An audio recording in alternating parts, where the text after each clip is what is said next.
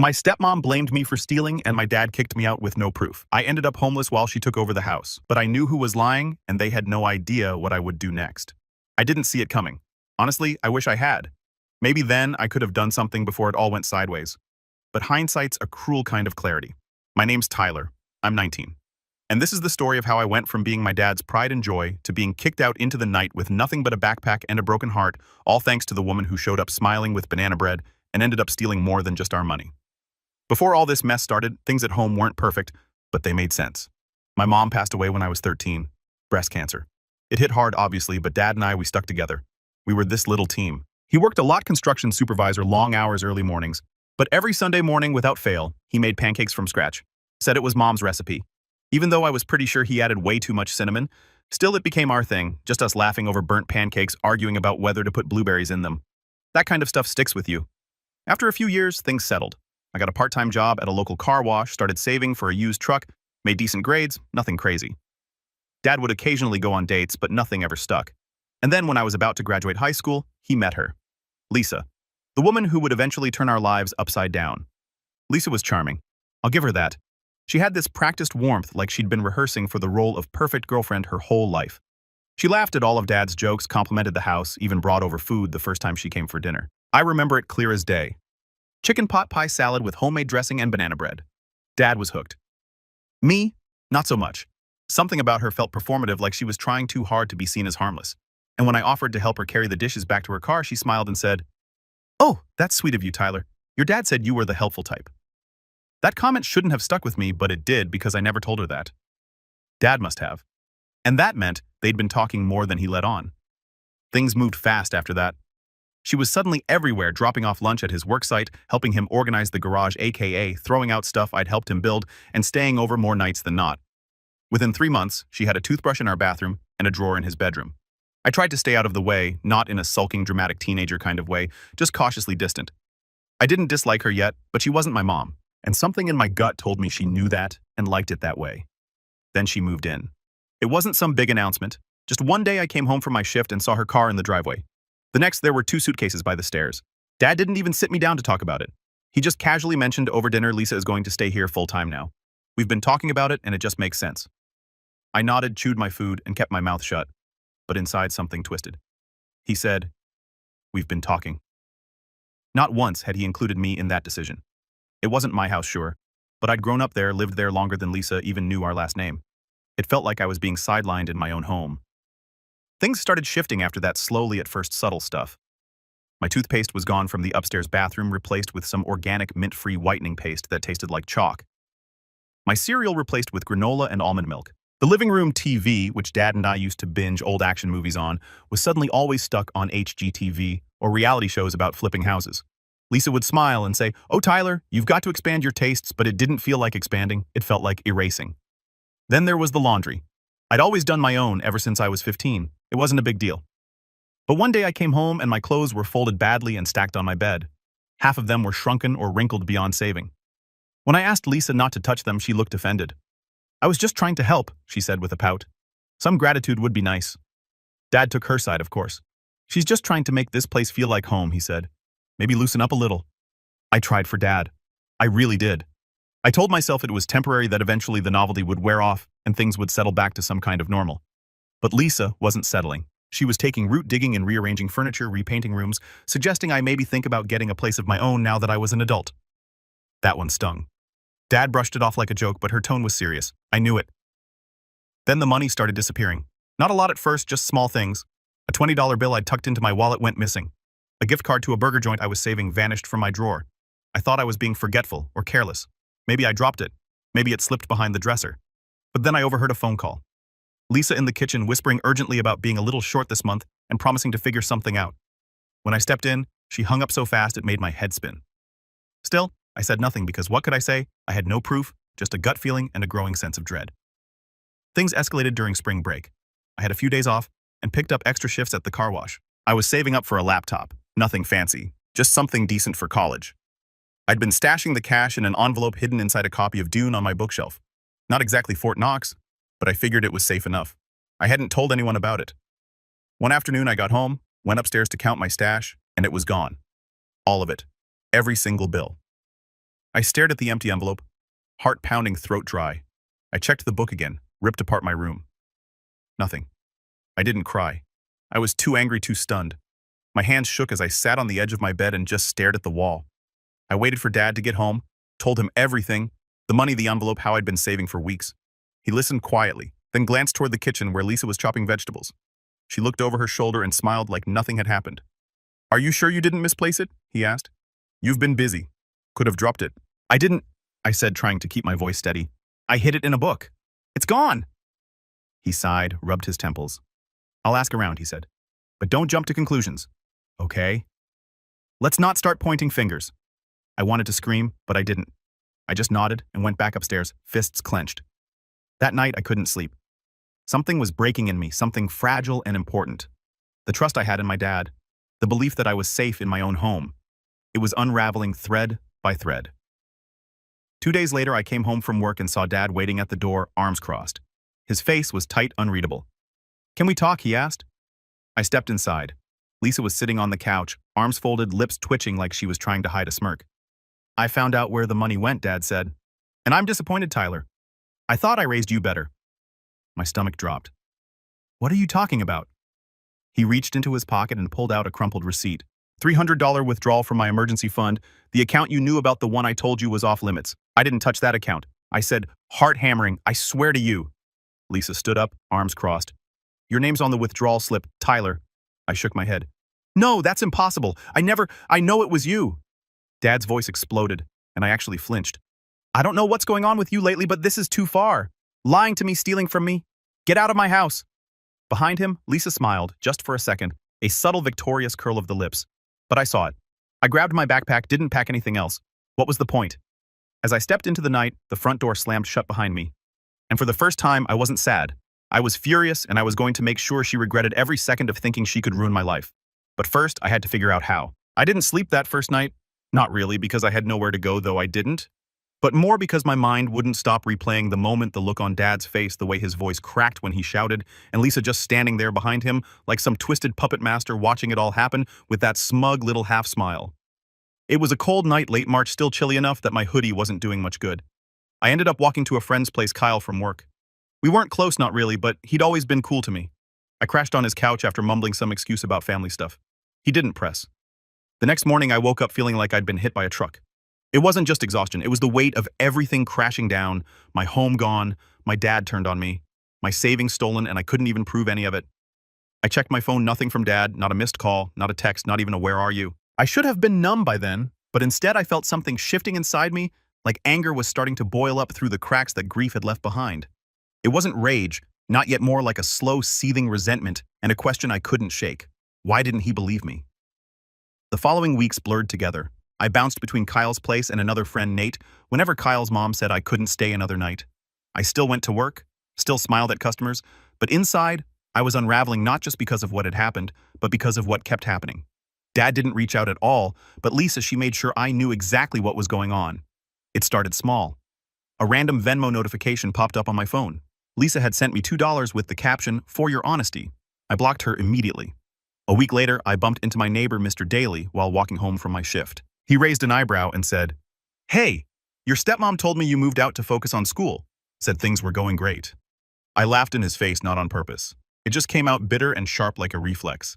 Then I muttered something about different stories, I guess, and kept walking. But it didn't stop. One night I saw Lisa had posted on Facebook a picture of my dad's truck in the driveway, new flowers planted by the mailbox. The caption, "Finally making this house a home again." And there he was in the background, Dad smiling, holding a rake, like some backyard hero, like nothing had happened. Like I never existed. That night was the first time I cried, not a few tears. Ugly, quiet sobbing in the back of Kyle's garage, curled up behind the tool bench so no one would see. I didn't even know what part hurt more, the betrayal, the silence, the fact that I still missed Sunday pancakes like a pathetic kid. But after the breakdown came the shift. It wasn't immediate, but something hardened in me. I stopped checking my phone for messages that weren't coming. I started picking up more shifts. I saved every dollar. If I was going to survive this, I had to become someone else, someone who didn't need anyone, especially not a man who chose lies over his own son. Then came graduation. I wasn't even sure I'd go at first. What was the point? But my guidance counselor, Miss Rayner, practically begged me to walk the stage, said it would be a moment of closure. Closure. Funny word. Still, I borrowed a gown from a senior who dropped out and showed up. The ceremony was long and boring. I didn't hear most of it, but when my name was called and I stepped onto that stage, I scanned the crowd out of habit. And there they were, Dad and Lisa sitting in the second row smiling. I froze for half a second, just long enough for it to register. Lisa had on this huge sun hat like we were at a horse race. Dad wore a shirt I got him for Father's Day 2 years ago. The irony didn't even feel poetic, just sad. After the ceremony, I dipped out the back, didn't want the awkward hugs or fake congratulations, but as I was walking away, I heard footsteps behind me. Tyler. Dad's voice. I turned slowly. He looked older than I remembered, tired like life had hit him in the face but forgot to tell him why. Lisa stood a few feet back, pretending not to listen while obviously listening. "I'm proud of you," he said. That broke me a little because even after everything, part of me still wanted to hear those words. "Thanks," I said. My voice came out flat. He hesitated, then asked, "Where are you staying these days?" I shrugged. "You could have come home, you know," he said, rubbing the back of his neck. "You just had to apologize. That was it, the moment everything snapped." "Apologize," I repeated. "For what? For being stolen from? For being lied about? For being kicked out of my house without proof?" His face tightened. Lisa said, "Yeah." I cut in. "She says a lot of things, doesn't she? Like how she's just trying to help. Like how she doesn't touch other people's stuff. Like how I stole from your emergency fund even though I've never even seen your checkbook." He blinked. I took a step closer, lowering my voice. "Tell me, Dad, did you ever actually check the handwriting on that withdrawal slip? Did you even go to the bank and ask, or did you just take her word for it?" Silence. "Thought so." I turned to walk away, heart pounding so hard it shook my ribs. That night, I made a decision. I didn't want an apology. I didn't even want the money back. I wanted the truth. I wanted him to see her for who she really was, and I wanted her to pay for what she'd done. That's when I started watching Listening Gathering. Lisa had a habit of oversharing on social media. Little braggy captions, oddly specific hashtags, selfies that revealed more than she realized. She posted a photo of a new handbag price tag still attached in the background. In the corner of the mirror, I saw a reflection, a document on the desk behind her, a check with Dad's name on it and her handwriting. Interesting. Then she posted about a girl's day out with someone named Angie. I looked up Angie. Public profile hairstylist salon photos tagged at a place called Lux Studio. Comments like, "Thanks for the champagne, Lisa," and "Can't believe he let you use that card." So he let her. Huh. I kept digging. I made a new fake profile, something generic. A guy named Brent with a golden retriever and a love of hiking. Within a week, Lisa accepted the friend request. I started messaging her. Harmless stuff at first. "You look amazing. Wish my girl dressed like that. That's his truck. Dang lucky guy." She ate it up. One night, after a couple weeks of back and forth, she sent a picture. Nothing scandalous, just her in a bathrobe holding a glass of wine. Caption, "Home alone again." She thought she was being sly. She wasn't, because in the background of that photo, I saw it again. Dad's checkbook, open a pin beside it, and a sticky note that read, "Deposit before Monday." I screenshotted everything. Over the next month, I built a digital folder.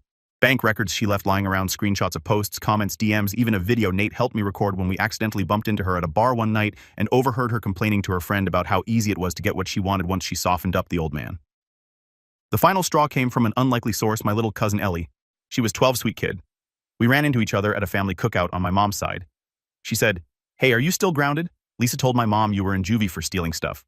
I swear, my vision went white. Not only was Lisa manipulating Dad, she was rewriting the entire story for everyone else, making me out to be some petty criminal while she played Stepford wife. That night, I went home not to stay, just to see. Dad wasn't there. Lisa was. She opened the door and blinked in surprise. "Tyler. Wow. Look who finally decided to come crawling back." I didn't say a word, just stared at her. She laughed. "You want forgiveness? You better work harder than that." I tilted my head. "Forgiveness? No. I just wanted to see what a liar looks like when she's not filtered." That smile faltered just slightly, but it was enough. I turned and walked away, feeling the weight of 1,000 cracks finally give way to something solid. The plan was in motion, and Lisa, she wasn't ready for what came next. I didn't sleep much after that night either, but this time, it wasn't out of grief or confusion. It was planning the kind of sleeplessness that comes when your mind finally stops asking why me and starts asking what now. I wasn't just angry anymore. I was focused, sharpened. Lisa had torn apart my life and made a mockery of everything I'd built with my dad. And for a while, I'd let her win. But not anymore. The truth was, I'd already hit rock bottom. I'd been couch hopping for months, showering at the gym, eating canned beans and dollar menu burgers. I'd learned how to stretch $5 into 3 meals, how to pretend I wasn't cold when I didn't have a coat, how to smile when people asked, "So how's your family?" Like it was just small talk. You learn a lot about yourself when you have nothing, when you're nobody, when the people who were supposed to protect you slam the door and accuse you of being a thief. But rock bottom has one perk. It's solid. You can build on it. And that's exactly what I did. It started with a job offer. Kyle's uncle owned a mobile mechanic business, one of those trucks that drives to your car when it breaks down, and he needed someone to do grunt work, clean tools, organize parts, pick up lunch, that kind of thing. It wasn't glamorous, but it paid more than the car wash, and I could do it after hours and on weekends. I said yes before he finished asking. For the first time in months, I had steady income. Then Nate's brother moved out of his apartment and offered me a room. The rent was rough but manageable. It was a dingy two-bedroom with cracked tiles and a fridge that hummed like it was possessed, but it was mine. I bought a used mattress off Craigslist and carried it up the stairs myself. That night, lying on the bare floor with nothing but a pillow and the hum of the fridge for company, I felt something I hadn't felt in a long time. Hope. I kept working every day, long hours, double shifts, pouring everything I had into rebuilding. I didn't party, I didn't waste money. I got used to being alone, to walking to the corner laundromat and reading car manuals while my clothes tumbled. I stopped checking social media, I unfollowed Dad, blocked Lisa, deleted Facebook altogether. I didn't want to see their smiling faces pretending everything was perfect. I didn't need that poison anymore. And slowly things got better. I started doing small repairs on the side. Word got around that I was good with brakes and oil changes and didn't overcharge like some shops. People paid cash. I saved every penny.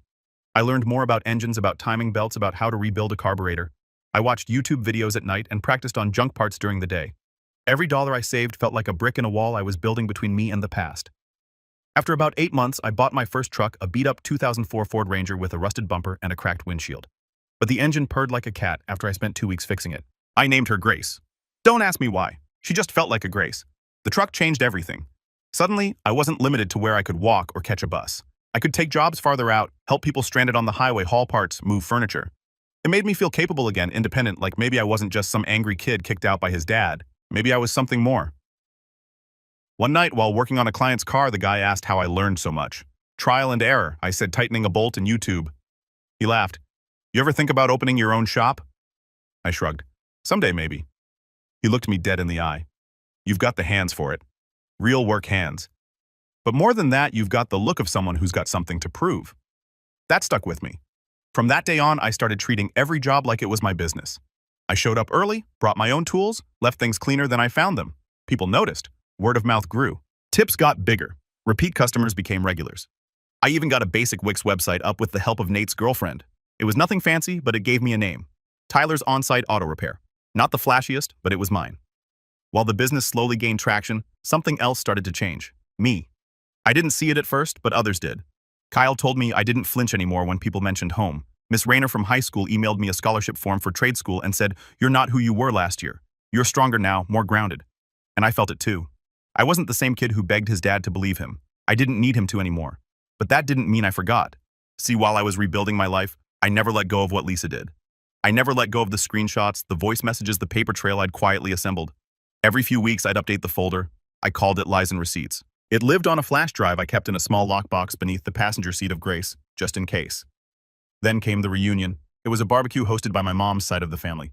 I hadn't seen most of them in over a year. After everything with Dad, I'd kind of fallen off the grid, but Aunt Camille called one day and said, "Ty, it's time. You don't have to say anything. Just come eat ribs and let people hug you." I said yes. When I showed up, people stared, not in a bad way, just surprised. I'd put on some muscle since working with tools every day. I wasn't lanky anymore. My hair was longer, my posture straighter. Ellie ran up to me and said, "You look like a grown-up now." I laughed and mussed her hair. The day was perfect, sunny, warm, good food, loud laughter. For a while, I forgot the bitterness. I forgot Lisa. I forgot the pain. I just felt human. But that didn't last long because just as I was biting into a corn cob, I heard someone say, "Oh, wow, Tyler's here." I turned and there they were, Dad and Lisa. He looked older than before, grayer. He'd lost weight too, but not the good kind. Stress clung to his face like a second skin. Lisa, on the other hand, looked as radiant as ever. Red dress designer sunglasses, perfectly curled hair like she was auditioning for some real estate reality show. We made eye contact. She smiled, not the soft kind smile she used on everyone else, the "I know you know, but you can't prove anything" smile, the "I'm still here, and you're still out in the cold" smile. But this time, I didn't look away. Later, I overheard her talking to my uncle something about renovating Dad's kitchen, how he finally agreed to let her handle the finances, and how it was a miracle things turned around after such a rough patch with Tyler. I didn't interrupt. Not yet.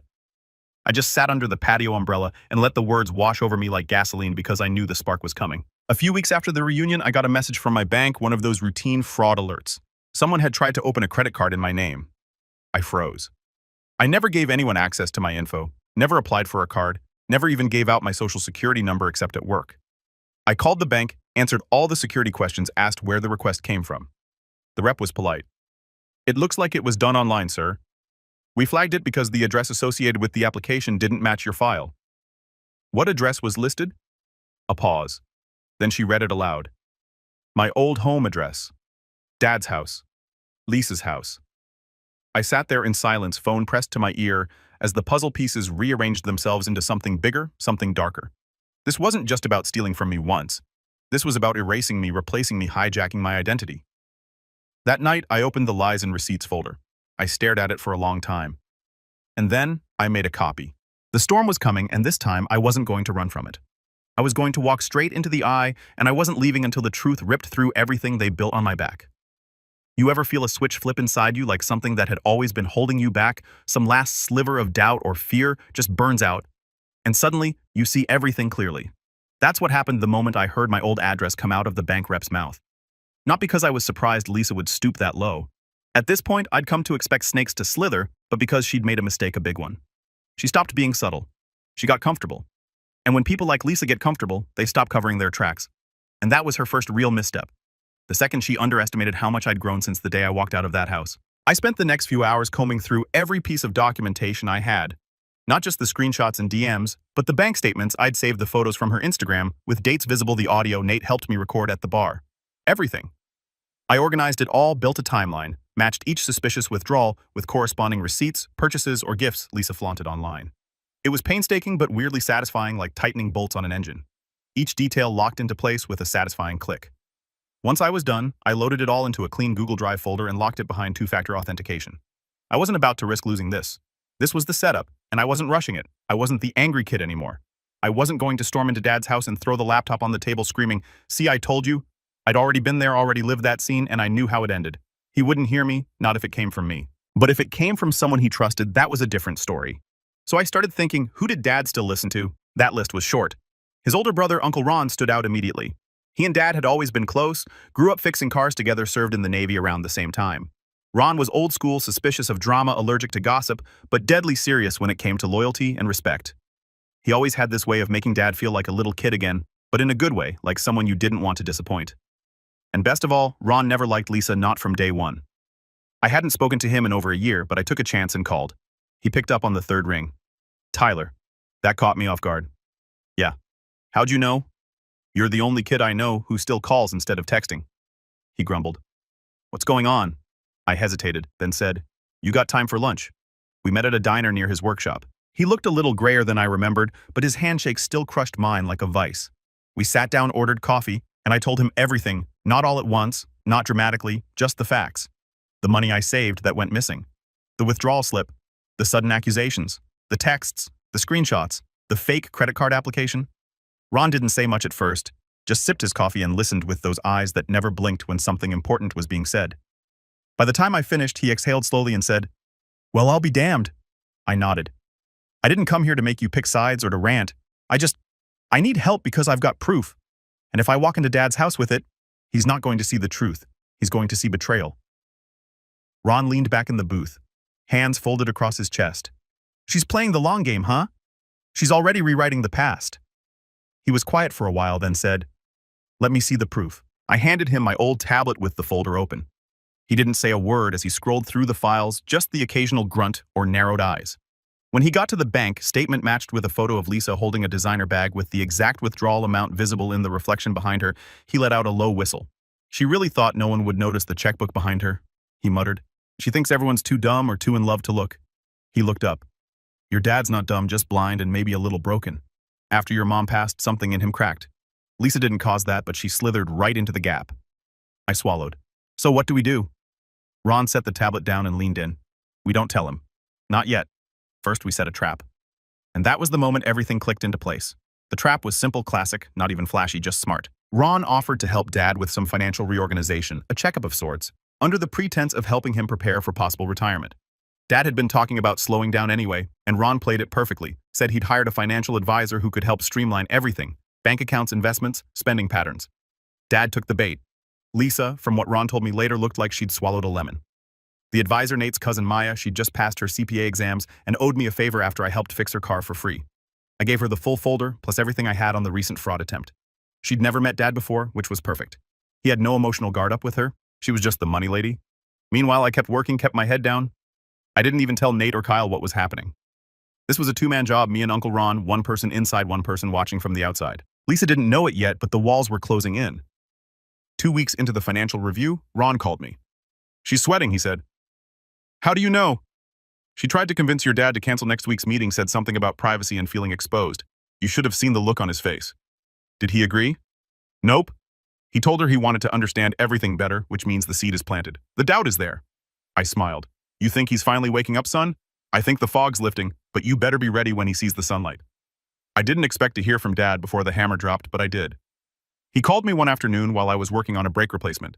My phone buzzed, and when I saw his name, my stomach flipped. I let it ring twice before answering. "Hello? Hey, it's me." His voice was quieter than I remembered, less sure. "You got a minute?" "Yeah," I said carefully. "What's up?" I've been going through some things. Financial stuff, with Ron's help, and some things aren't adding up." I stayed silent. I didn't want to believe it, he continued. "But I saw your name tied to a credit card application last month. Only it wasn't your handwriting, and the IP address came from our house." Silence again. Then he said, "I think I made a mistake." I closed my eyes, gripping the wrench in my hand so tight my knuckles turned white. "I need to ask you something," he said. "Yeah." "That night when I kicked you out, were you telling the truth?" I opened my mouth, then closed it. Part of me wanted to scream. Of course I was. Part of me wanted to hang up. But most of me just felt tired. I said. Every word. He didn't speak for a while, then barely audible. "I'm so sorry. I didn't say I forgive you, not yet. That would have been dishonest. But I did say, you believed the wrong person. Now you have to decide what you're going to do with the truth." "I don't know where to start," he said. "I do," I replied, "and you're not going to like it." The final part of the setup was as poetic as it was surgical. Ron invited the whole family over for a cookout. Same backyard, same grill. Lisa naturally showed up late in a new dress and heels, far too fancy for a lawn party.